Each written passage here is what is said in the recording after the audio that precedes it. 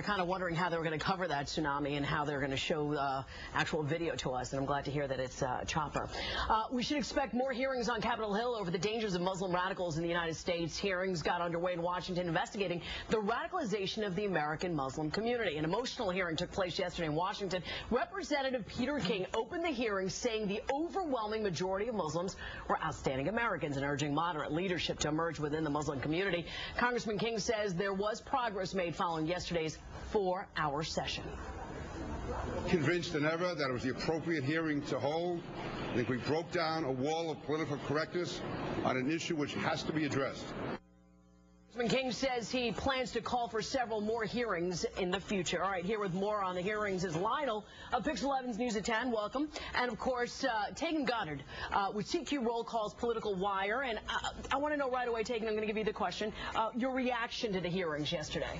Well, I think Congressman King had an interesting debut on the national stage, so to speak. I mean, what plays well in his local district doesn't necessarily play well on the national stage. And when you have most of these hearings that come out and there's a villain, whether it's bank executives who are being blamed for the financial crisis or whether it's baseball players being accused of being on steroids.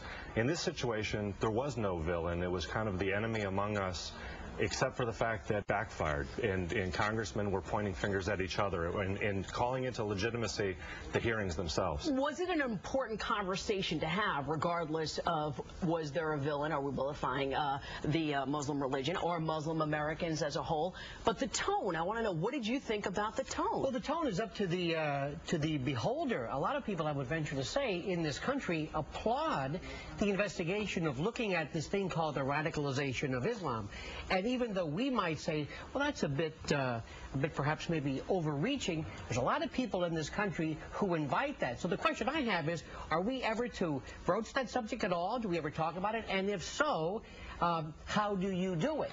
And I want to know, so what is the profile of Well, they're trying to impeach him now. They're trying to say, well, you had an IRA involved in the background, and you were supportive, but yet the same people who do that overlooked Bill Ayers in the past, overlooked Ted Kennedy, overlooked recently the New York Times had this hagiography about Lori Berenson and Peru. So it's weird. One man's freedom fighters, another man's terrorist, but that's a side issue. That's a collateral issue. I say a lot of people in middle America, so to speak, applaud this investigation. But how do we define an extremist? I mean, how are we going to define an American extremist, Muslim extremist? Well, I think that's the hard point, and I think that's why the hearing didn't necessarily go as well as it could have. I mean, I think when you look at the headlines coming out of the hearing, the headline was, are these hearings legitimate? Yeah. The headline wasn't talking about extremism. Well, some of the headlines was, it's un-American to have these hearings in the first place. What do you say to that? I think there's a great history, the long history going back from the Salem witch hunts to the McCarthy hearings in the 50s, calling into question this type of hearing. But then again, when we had the Kefauver Commission, we had commissions against organized crime. I know this might be a strained analogy, but nobody said that this was an anti-Italian movement. There is a legitimate concern of a lot of Americans about a pocket of extremist Muslims, not Islam in general, but a pocket of it, of a faction. And the question is that legitimate? I say, sure. So what happens after these hearings? What happens after these hearings? More discussion, more discussion. Anything legally can come out of it? Can there anything be, are there going to be like stop and frisk laws the way there are right now? We've had stop and frisk since 1968. Terry against Ohio, we've got it right now. This is going to be more vigilance. Look, the bottom line is it's got to be done very, very carefully. I think in the long run, people will find out that a lot of people applaud what Pete King did. The tenor, sometimes we can argue about whether it was done correctly or not, but the gravamen, if you will, of the issue, I think a lot of people want to know. And your take on that? Well, I think there's still a question about whether or not it will be effective or not. And you have a situation where if you are if you are a Muslim American and you are being recruited or you are concerned about what America is doing in the Middle East or what America is doing in some of these Muslim countries, you now feel targeted.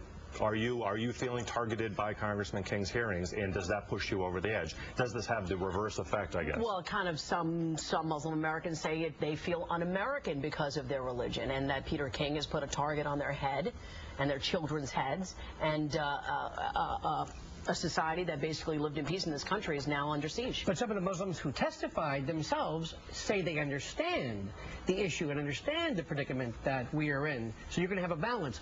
all in all, more people than you think at least agree with the investigation. Again, the tenor is up for debate. Yeah, I'm just hopeful that we will be able to strike a balance and that we're not targeting one culture, one religion, one type of people. I mean, if you're brown, does that mean you're going to go down? That's what I'm curious about. That would be the worst thing that we could ever do. Right. Okay. That will inspire the same thing that we're trying to stop. All right. Thank you so much, Lionel. You're going to be on the news at 10. You're going to give us a preview. We'll be talking about this, indeed. You're going to be talking about that learn from what I just learned from you. All right. I'll keep what I learned from me. Thank you so much for coming in as well. Thanks we appreciate that. And, of course, Taegan Goddard is with CQ Roll Call's Political Wire. Let's go to our Craig Treadway.